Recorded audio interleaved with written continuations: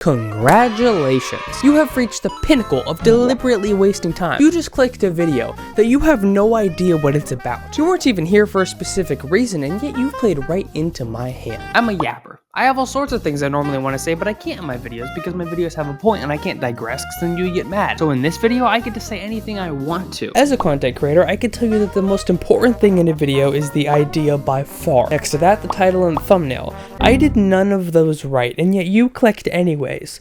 Why? By clicking on a video about nothing, you have effectively given me more power than you have Mr. Beast, because now I can say anything I want to. Normally, the power is in your hands. As a creator, I have to serve you, entertain you, make you laugh, tell you what you want to hear, and I will entertain and make you laugh, but you have no idea what about. This is my show now, so buckle up. Lemons in water.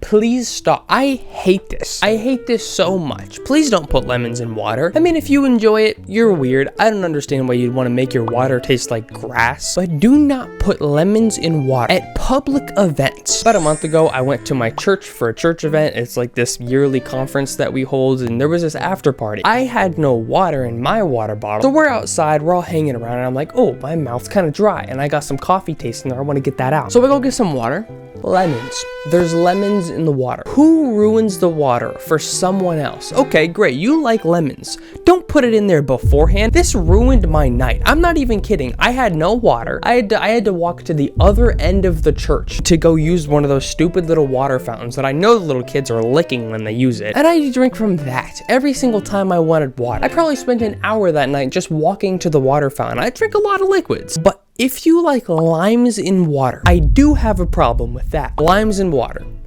You're a weirdo. You're going to hell. Limes in water, that really does taste like grass. Also at church, we have this home group. I'm there one night, one of the first times I'm going. They put lemons and limes in water. I'm like, all right, my mouth gets dry all the time, so I need water. So I'm like, all right, I'm just gonna do it anyways. I didn't realize there was a difference between lime and lemon taste in water.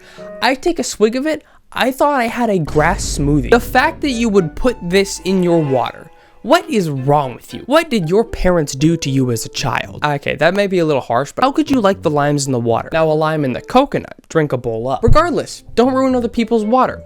I have a fix. How about this? Bowl of lemons. I know it sounds weird. You got your community massive jug of water at a church event and then a bowl of lemons beside it. That's good hospitality. Versus putting lemons in your water beforehand, that's evil hospitality. You're trying to poison me. What if I had a lemon allergy? What if someone's allergic to lemons? You just killed them. Not to mention you ruined my water. Bowl of lemons. Let's start implementing this, yeah? You know what? I'm gonna text someone at the church right now and ask them to start doing the lemons separate from the water. I'm gonna ask him right after this video. I will screen record it for you. Hopefully, I can do my job as a concerned citizen to fix this lemon water problem once and for all, or at least in my little local community. And I think you should do the same by not putting lemons in the water.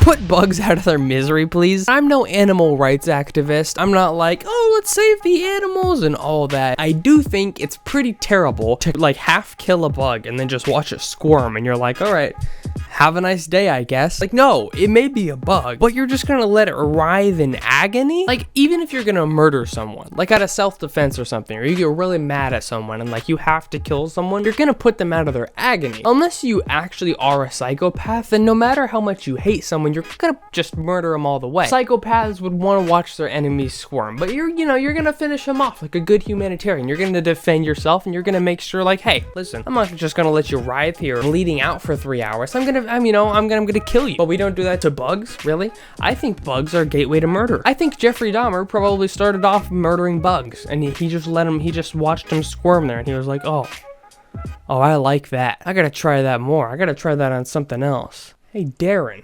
You want to go out to dinner tonight? Like the other day, I squished a spider at work. You know, it was really hard. It was one of these jumping spiders. It was gonna bite me at work. If I had left it in that spot, I was hanging around that spot, probably would have bit me. So I'm like, I gotta kill this thing. But I hit it, and it's still trying to get away. It's like half dead, and it's still trying to get away. But at this point, I could leave it. It's not gonna bother me. It's not gonna bug me. It's gonna die in like 3 minutes after it bleeds out. But I'm not gonna let that happen. So I went out of my way to make sure it wasn't just writhing in agony. Human or bug or dog, it doesn't matter. Just watching something like just I don't know what that was, but just watching something in pain there, it's like, no, you gotta put it out of its misery. The worst is when you try to hit a bug and you barely nick it and it's like half dead, but still it manages to get away. So you just know it's off in a corner of your house somewhere. It's just like slowly dying. You can't do anything about it because it got away. And you're just like, dang, wish I would have killed that thing or just left it alone completely. And now I feel guilty for the rest of the day. I don't feel guilty. I forget about it in like 30 seconds, but it sucks. Probably sucks more for the bug, but you know, I don't get how someone can just squish something and then enjoy watching it squirm. I've seen some people like that. Spray some Windex on it. It's writhing. It's like, bro,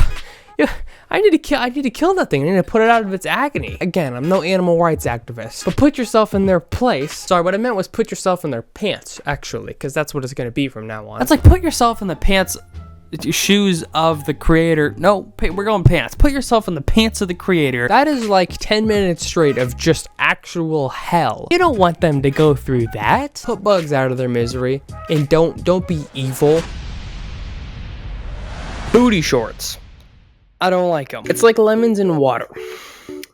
Don't subject us to something that you think we'll like, but we actually might not. It gets you on attention, but half of us don't want to see that. A lot of guys that are trying to keep their eyes clean, or trying to keep their mind clean, or trying, you know, maybe they have a girlfriend or a wife, and you're having booty shorts around them. Furthermore, even if they don't have a problem with looking at it, which is very true for many of us, okay? It's also that just the fact that you're around, you're in my line of sight. Someone might think I'm looking at you. I just don't want someone else to look at me and think that I'm looking at you. I like when there's someone around, I want to make sure that I am looking straight up into the air. I want to look like a bot in Fortnite, you know, where they like have their pickaxe up and they're just like looking straight up into the air. That's what I want to look like. Just so that you and everyone around me know I am not making eye contact with you and I am not looking at you at all. And it's hard to constantly be on alert because, like I'll talk about later, I am extremely absent-minded. If there's someone around me, I may look directly at something and I may not know. If I just have 1,000-yard stare like 80% of the time I'm alive. Ask my family. I am constantly unaware of my surroundings. I have the biggest space brain ever because I'm always thinking about other stuff. I've gotten in some really awkward moments where I accidentally make direct eye contact with a girl for like 10 seconds straight. She's looking at me, I'm looking at her, I look like a creep. She's looking over and then I finally realize and I'm like, oh,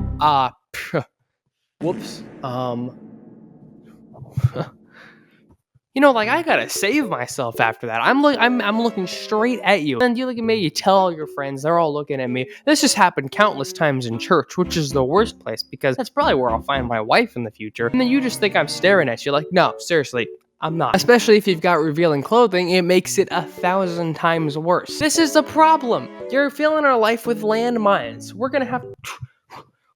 That's us. We're having to run through, just like dodge all these little, you know, these little bullets because of you. You're doing that. You don't understand. It's just a small problem, but it's such a heavy problem that it makes itself a big problem. Now, I don't know if the world has a lot of Popeyes. I don't. I've lived in Washington and Florida, but I've been lucky enough to be in 2 states that own Popeyes a bunch. But if you've never been to Popeyes, let me fill you in. They sell their sauces. They sell them. You don't get them for free. They sell them. So you gotta look at them. You know, you gotta go through the different sauces. And they've got some really specific sauces to Popeyes. So if you're gonna get sauces, you gotta look at them. You gotta look at the little menu, and they've got a separate menu for sauces. And they put it on the counter. You know what else is in the line of sight of me looking at the counter? The woman in front of me. One day, I remember going to Popeyes, and I'm trying to look at the sauces. I'm like, what sauces do I want? Right, I'm in line. And there's this guy with his girlfriend there, standing right in front of me. And this girl is wearing very revealing clothing. She's got, what do they call them? Like fishnets? She also, almost her entire back is exposed. Disgusting. I don't want to see that, but I do want to look at the sauces. So I'm looking at them, checking out prices, checking out, you know, I'm not checking out women, I'm checking out sauces. I got my priorities straight. God, sauces, women. That's how it goes. And as I'm looking, I realize this guy thinks I'm staring at his girlfriend. He starts eyeing me. He starts like, oh, what's this kid doing, huh? What's this kid doing? And he was like this big buff guy. So I'm like, oh, he's probably gonna beat me up. But I'm just still trying to look at my sauces. I'm not gonna look away. You know, he never said anything. I was fine. I didn't get beat up. But like, that's the kind of situations that you women put us through. We may not want to look. Maybe that's not the only problem, and it isn't. It's that the people around us might think we're looking at you. I have had this problem countless times. Like these other people in Popeyes, you know, the girl's boyfriend. I'm pretty sure there was an old guy right next to me. It could have been my paranoia, but I think he was looking at me thinking the same thing. They're looking at me like, oh, what a pervert. What a creep. You know, he's checking out that girl. He's entranced with her. He's hypnotized. I'm like, I'm not checking out girls. I'm not thinking, oh, look at that lady. I'm thinking, wow, ranch has a lot of calories. I didn't know that. Buffalo sauce is expensive. Why is that so expensive? Buffalo sauce is like the most expensive one at Popeyes. I don't know why. And if it had just been some regular lady with modest clothing, they wouldn't have thought a thing. But the fact that this girl has some loud, obnoxious kind of clothing, very revealing, everybody's on edge. You know, everybody's paranoid. They're gonna think, oh, that kid's a pervert. No, I want to see sauces, not women. But that's my first problem. That's my first problem. The second problem,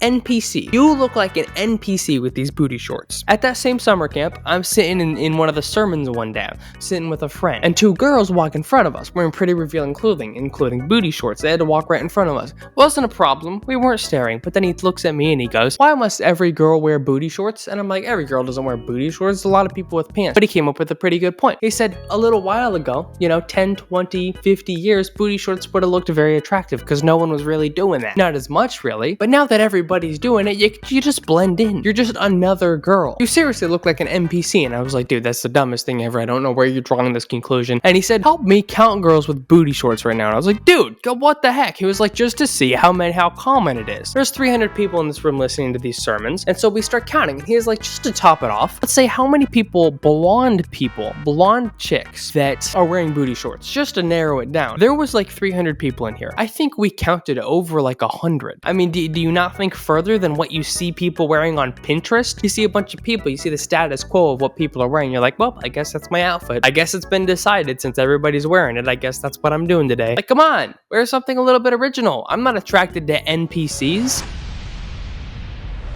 I act like a grandpa. Tea, jazz piano, Christmas music, fresh air. Am I old? Obviously not. I do a lot of cool, hip, young person things. You know, get my swerve on sometimes. But I wear a bathrobe for comfort. I've stopped playing video games so I can be more creative. I enjoy writing more than I do editing videos. Literally, as I was writing this script, I was listening to an oldies playlist from the 20s. That's a regular thing for me. I think old people just know how to live. All those things are old people and they just keep coming. The only thing that could level this up for me is if we had a hot tub. We used to, and I would be in there all the time. My mom would be in there every single night for like an hour, 2 hours maybe. If we owned a hot tub, my parents probably wouldn't see me in the house anymore. Like, I'm already live in Florida. I would just live as an old person. I don't care. Well, waiting for heaven sounds great. I think my point is not that I act old. I think my point is just that I do a lot of things that I think bring me like this calm state of mind. Like jazz piano, it just gets me in that space, you know? Why do you think lo-fi popped up? It's not because it sounds good. I mean, it kind of does, but there's definitely things that sound way better. It just gets you in that space. You listen to it while you're studying and you're just vibing all day. Same thing with jazz piano. Same thing with certain Christmas music. Not that like the Jingle Bell Rock, but Jay Schlatt came out with a Christmas album and it is incredible. I've dissed on tea my entire life, and then like the last 2 months, I've realized it just tastes good and gives me that same peace of mind that coffee normally doesn't. I don't remember who was next to me, but I just turned to him and I was like, I think I'm old. And they were like, no, fair enough. I'm not old at all, but I sometimes act like it. No, I'm still an idiot. I'm still a massive idiot. At any given point, jazz piano just fits. I don't know why. It's incredible. It makes you feel so good. If you haven't played the game Fallout 4, one of the greatest things about that game is the soundtrack to the Diamond City radio in Fallout 4. They always have just the best oldies music. You need to listen to this. Search up Fallout 4 Diamond City radio, no ads, and listen to the entire thing. It is unmatched. I got cut off here, but what I wanted to say was just go do all the things that I suggested, or at least some of them. They're absolutely incredible. I am an old person. I'm probably gonna get there soon, and I'm wiser than all of you because of it. Okay, bye. Honestly, I don't know why I made this video, and you don't know why you clicked on it, yet you just heard me ramble for how long? Thank you for watching. Next time you click a video, maybe ask why would I want to watch this video, and it's fine if you tell yourself and admit to yourself you are deliberately wasting time, but don't deny that fact, okay? Another valid reason is that I made it, and you should click every single one of my videos. So the next one that pops up on screen, do that to it.